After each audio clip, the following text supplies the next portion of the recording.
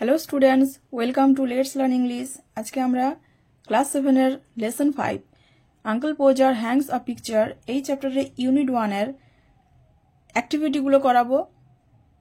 এর আগের ক্লাসে আমি ইউনিট 1 খুব সুন্দর করে বেঙ্গলি মিনিং করে দিয়েছি। ডেসক্রিপশন বক্সে লিঙ্ক দেওয়া থাকবে, তোমরা গিয়ে ভিডিওটা দেখে নিতে পারো। যারা এই চ্যানেলে আজকে প্রথম এসেছো তাদেরকে বলবো চ্যানেলটি অতি অবশ্যই সাবস্ক্রাইব করে নিও এবং পাশে থাকা বেল আইকনটি প্রেস করে অল এই অপশনটি সিলেক্ট করে নিও, যাতে পরের ভিডিও নোটিফিকেশনগুলো তোমরা অতি সহজেই পেয়ে যাও। আর যারা আগে থেকে চ্যানেলটি সাবস্ক্রাইব করেছো তাদেরকে অনেক অনেক থ্যাঙ্কস। এবারে চলো তাহলে ক্লাসটি শুরু করি। Activity 1, choose the correct answers from the given alternatives. Choose বেছে নাও, দ্য কারেক্ট অ্যান্সার্স সঠিক উত্তরটি বেছে নাও, from the given alternatives. Given alternatives দেওয়া, অল্টারনেটিভস মানে হচ্ছে বিকল্প। নিচে কতগুলি বিকল্প দেওয়া রয়েছে সেগুলোর মধ্যে থেকে সঠিক উত্তরটি বেছে নাও। A, the thing which would have come home from the frame makers.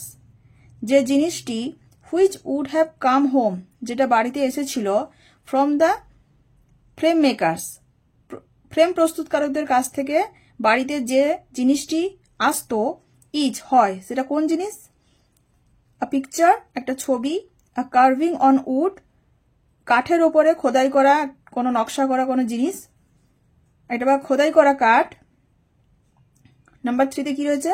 A picture ড্রন on a piece of cloth, একটা ছবি আঁকা থাকতো কার উপরে? On a piece of cloth, এক টুকরো কাপড়ের উপরে আঁকা ছবি। তাহলে ফ্রেম মেকার্সদের কাছ থেকে বাড়িতে কোন জিনিসটা আসতো? আ পিকচার, এটা। বিতে কি রয়েছে? Uncle Podger would take off his, uncle Podger খুলে দিতেন, কিটা খুলে দিতেন? হিজ ভেস্ট, গেঞ্জি। টাই মানে হচ্ছে গলায় যে বাঁধা হয় টাই, টাইর কথা বলা হয়েছে। কোট, কোনটা? আঙ্কেল পোজার খুলে দিতেন কোন জিনিসটি? কোট। সি, uncle Podger would ask, uncle Podger জিজ্ঞেস করতেন বা বলতেন, কাকে বলতেন? দ্য বয় ছেলেটিকে, দ্য গার্ল মেয়েটিকে, দ্য চারোম্যান, চারোম্যান মানে হচ্ছে যে মহিলা কয়লার কাজ করেন তাকে চারোম্যান বলা হয়। তাহলে আঙ্কেল পোজার ছেলেটিকে বলতেন, মেয়েটিকে বলতেন, না কয়লার কাজ করতেন যে মহিলা তাকে বলতেন? কিসের জন্য বলতেন? ফর 6 pence অফ নেলস, 6 পয়সা মূল্যের পেরেকের জন্য কাকে বলতেন? বয়, গার্ল না চারোম্যান? দ্য গার্ল, মেয়েটিকে বলতেন। D, uncle Podger at first would drop the, uncle Podger প্রথমে ফেলে দিতেন, কি ফেলে দিতেন? প্রথমে কোন জিনিসটা ফেলতেন? পিকচার, ছবি, হ্যামার, হাতুড়ি, নেল, পেরেক। তাহলে আঙ্কেল পোজার প্রথমে কোন জিনিসটা ফেলতেন? পিকচার, ছবিটাই ফেলতেন। Activity 2, identify which of the following statements are true and which are false. Identify মানে চিহ্নিত করো, which of the following statements নিচের বিবৃতিগুলির মধ্যে হয় কোনটি ট্রু সত্য, অ্যান্ড হুইচ আর ফলস এবং কোনটি হয় মিথ্যে। তার মানে এখানে কয়েকটি সেন্টেন্স দেওয়া রয়েছে, এখানে বলা হচ্ছে যে কোন স্টেটমেন্টটি ট্রু এবং কোন স্টেটমেন্টটি ফলস, সেটা তোমাদেরকে চিহ্নিত করতে হবে। Give a supporting statement for each of your answers. তোমাদের উত্তরের সপক্ষে, প্রত্যেকটি উত্তরের সপক্ষে একটি করে সাপোর্টিং স্টেটমেন্ট দিতে হবে। তার মানে যদি ট্রু হয় তাহলে ট্রুর জন্য একটা সাপোর্টিং স্টেটমেন্ট দিতে হবে এবং যদি ফলস হয় ফলসের জন্য একটা সাপোর্টিং স্টেটমেন্ট দিতে হবে। ফার্স্ট কি রয়েছে? A, there was a commotion in the house when uncle Podger undertook a job. There was a commotion in the house, ঘরের মধ্যে একটা হৈহট্টগোলপূর্ণ পরিবেশ সৃষ্টি হতো। হোয়েন যখন uncle Podger undertook a job, যখন আঙ্কেল পোজার স্থির করতেন যে কোনো একটা কাজ করবেন, সেই সময় ঘরের মধ্যে একটা হৈহট্টগোলপূর্ণ পরিবেশ সৃষ্টি হতো। অ্যান্সারটা হবে ট্রু। সাপোর্টিং স্টেটমেন্টটা কি হবে দেখে নি। সাপোর্টিং স্টেটমেন্টে কি হবে? You never saw such a commotion up and down a house in all your life as when my uncle Podger undertook to do a job. You never saw, তোমরা কখনোই দেখোনি, সাচ আ কমোশন, এইরকম একটা হইচইপূর্ণ পরিবেশ, up and down a house, যেটা একটা ঘরের মধ্যে প্রায় হয়ে থাকতো, ইন অল ইউর লাইফ, তোমাদের সারা জীবনে, অ্যাট যখন, when my uncle Podger undertook to do a job, যখন আমার কাকা পোজা একটা কাজ করার জন্য ঠিক করতেন বা সিদ্ধান্ত নিতেন। তাহলে এটা হচ্ছে ট্রু এবং তার সাপোর্টিং স্টেটমেন্ট এইটা। নেক্সট বিতে কি রয়েছে, uncle Podger did not want to hang the picture. Uncle Podger চেয়েছিলেন না টু হ্যাং ঝুলাতে দ্য পিকচার ছবিটি। আঙ্কেল পোজার ছবিটা ঝুলাতে চেয়েছিলেন না, অবশ্যই নয়, ফলস হবে। তিনি ঝুলাতে চেয়েছিলেন এবং সেই কাজটা তিনি নিজে একা করবেন বলেছিলেন, এটা যে আমি ওইটা সম্পূর্ণ একা করব। তো সাপোর্টিং স্টেটমেন্টটা কি হবে, সাপোর্টিং স্টেটমেন্ট কি হবে বিতে, এই যে uncle Podger did not want to hang the picture, এটা হলো ফলস। এর সাপোর্টিং স্টেটমেন্টটা কি হবে, oh you leave that to me, তোমরা এটা আমার উপর ছেড়ে দাও, বা তুমি এটা আন্ট পোজারকে আঙ্কেল পোজার বলেছিলেন যে you leave that to me, ওটা তুমি আমার উপর ছেড়ে দাও। Don't you any of you worry yourselves about that, তোমাদের প্রত্যেকেরই নিজেদের কারুরই এইটা নিয়ে চিন্তা করার দরকার নেই। I will do all that, আমি এটা পুরোটাই নিজে, বা I will do all that, আমি পুরোটাই নিজেটা করে নিব। নেক্সট কি রয়েছে সিতে, uncle Podger would cut himself and spring round the room searching for his handkerchief. Uncle Podger would cut himself, uncle Podger নিজেকে কেটে ফেলতেন, নিজেকে কেটে ফেলতেন বলতে নিজের আঙুলটা কেটে ফেলতেন। And spring round the room, এবং ঘরের মধ্যে লাফিয়ে বেড়াতেন, সার্চিং ফর হিজ হ্যান্ডকারচিফ, তার রুমালটা খোঁজার জন্য গোটা ঘরের চারিদিকে, তার রুমালটি খোঁজার জন্য গোটা ঘরের চারিদিকে তিনি লাফিয়ে বেড়াতেন। ট্রু হবে, অবশ্যই ট্রু হবে। এবং এর সাপোর্টিং স্টেটমেন্টটা কি হবে, সাপোর্টিং স্টেটমেন্ট কি হবে, he would try to save the glass and cut himself.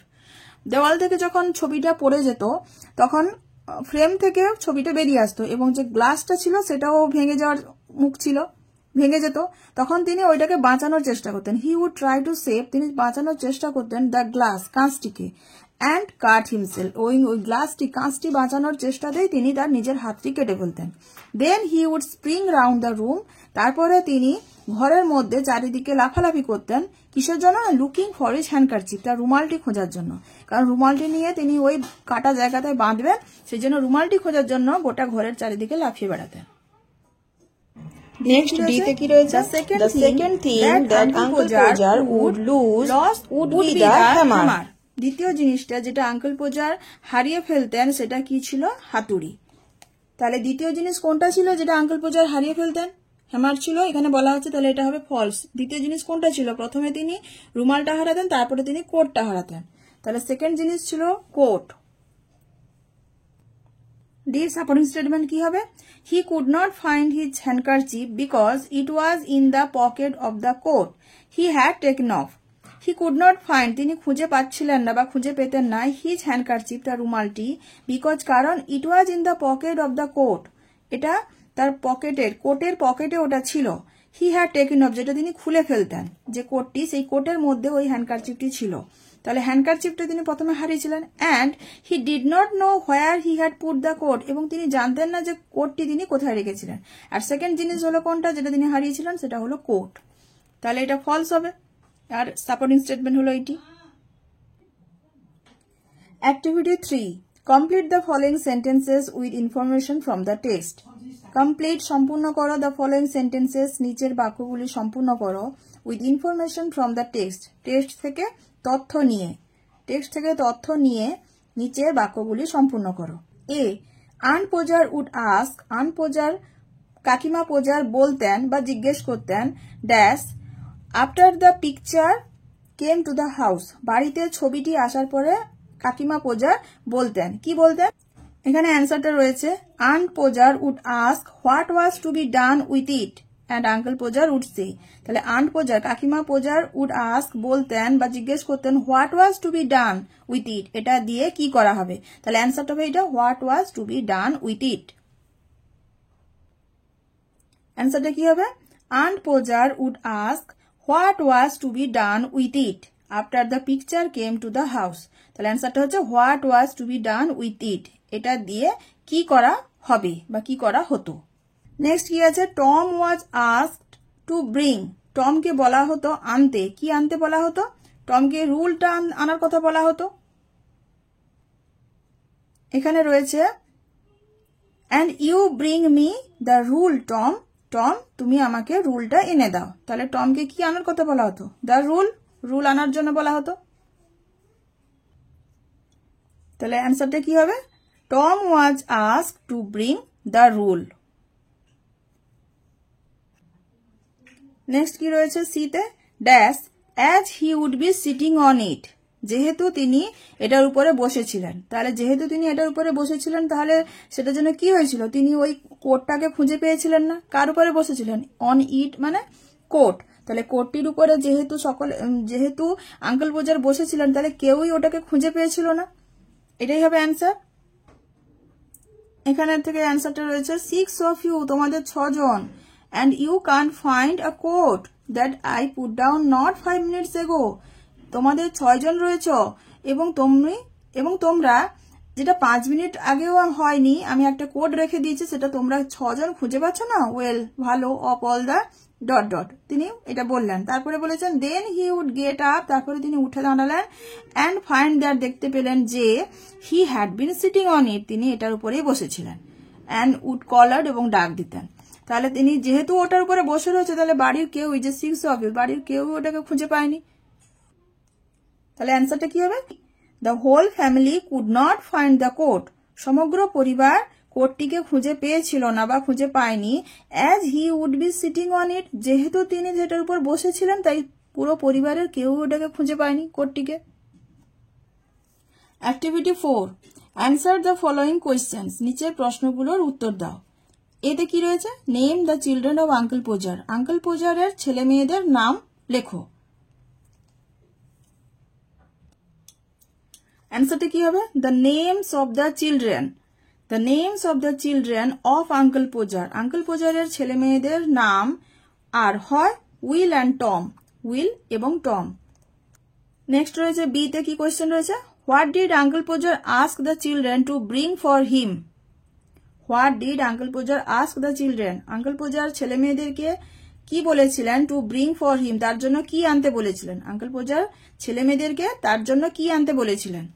বির অ্যান্সারটা কি হবে, uncle Podger asked the children, uncle Podger asked the children to bring, uncle Podger ছেলে মেয়েদেরকে আনতে বলেছিলেন কি কি, নেলস আনতে বলেছিলেন, hammer, rule, step ladder, a kitchen chair, a light, and a bit of picture cord for him, তার জন্য। তাহলে আঙ্কেল পোজার ছেলে মেয়েদেরকে কি আনতে বলেছিলেন, নেলস আনতে বলেছিলেন, পেরেক, হ্যামার হাতুড়ি, রুল মানে স্কেল, স্টেপ ল্যাডার মই, আর কিচেন চেয়ার, এটা রান্নাঘরের মধ্যে থাকে এরকম একটা চেয়ার, লাইট একটা আলো, and a bit of picture cord, তার জন্য, ফর হিম তার জন্য, না ছবিটা টাঙানোর জন্য এক টুকরো দড়ি, এগুলো আনতে বলেছিলেন।